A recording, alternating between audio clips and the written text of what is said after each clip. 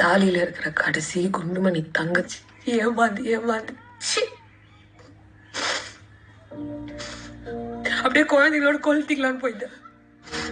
உன் வீட்டுக்காரன் தான் சரியில்லைல்ல, நீ வா படு, நான் உன்னை பாத்துக்கிறேன் அப்படின்னு கையை பிடிச்சி இழுக்கிறானுங்க, இடுப்புல கை விடுறானுங்க.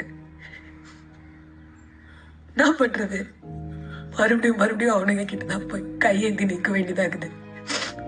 ஒருத்தர் 2 பேர் நான் சொல்லலாம், ஏன் உன் மாமக்கார கூட தான் பாராத்திரி வீட்டுக்குள்ள வந்து கதை சாத்திக்கிட்டு உம்மனை கொண்டே நிக்கிறான். நீ சரியில்லைன்றது உண்மைதான்.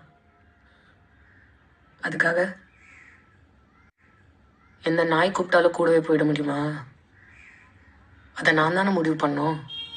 போதுன்ற அளவுக்கு குடி, அப்படியே கையோட விஷத்தை வாங்கி குடிச்சு செத்துடு. நாங்களாவது நிம்மதியா இருக்கோம்.